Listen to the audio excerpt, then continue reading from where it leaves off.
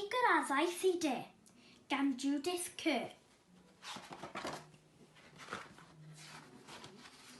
Un tro, roedd yna ferch fach o'r enw Catrin ac roedd hi'n cael te gyda'i mam yn y gegin. Yn sydyn, canodd gloch y drws.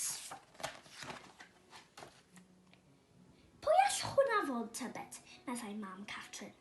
Nid y dyn llaeth yw achos fe ddaeth bore yma.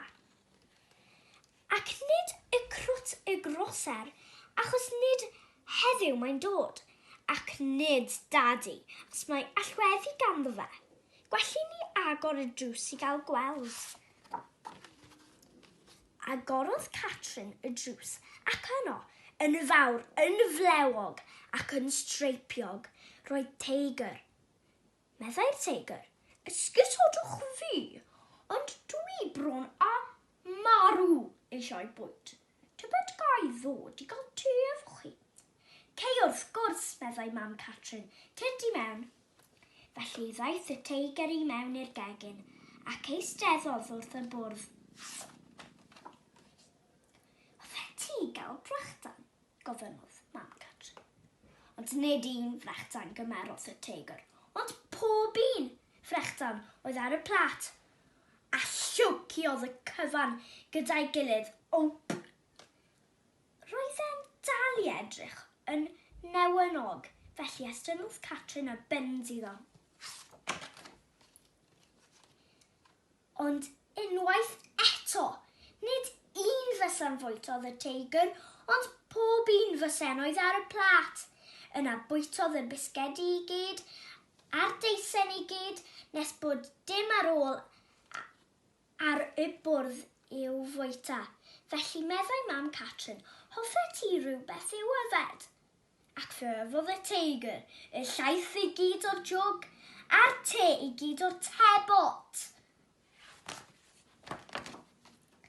Yna edrychodd y gwmpas y gegin i weld beth arall oedd i'w gael. Bwytodd bob tamaid o'r swper oedd yn coginio ar y stof, a'r holl fwyd yn y rhewgell, a'r holl dinau a phacedi yn y cwbwrdd. Ac fe yfodd y llaeth i gyd, a'r suddoren i gyd, a chwrn dad i gyd, a'r dŵr i gyd o'r tap. Yna dwedodd, diolch yn fawr am y te hyfryd, gwelli mi fynd nawr. Ac fe aeth.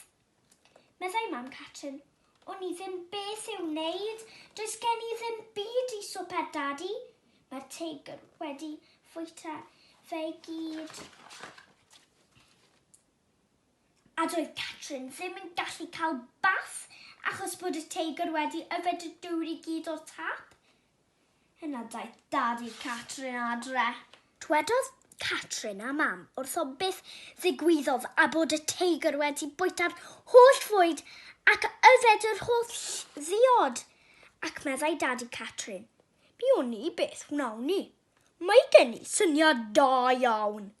Fe wnawn ni wisgo'n cotiau a mynd i gaffi. Felly, fe aethon nhw allan yn y nos ac roedd holl oleuadau'r stryd yn disgleirio ar holl oleuadau'r ceir ac fe gerddon nhw ar hyd y stryd i'r caffi.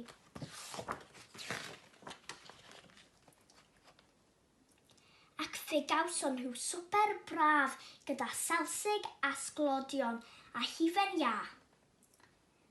Yn y bore, aeth Catrin a mam i siopa ac fe brynon nhw lawer o bethau i'w bwyta. Ac ar ben hynny, prynon nhw dyn anferth o fwyd Teigr, rhag ofn i'r Teigr ddod i de eto.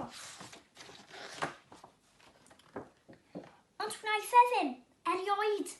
Hwyl fawr, hwyl fawr, hwyl fawr.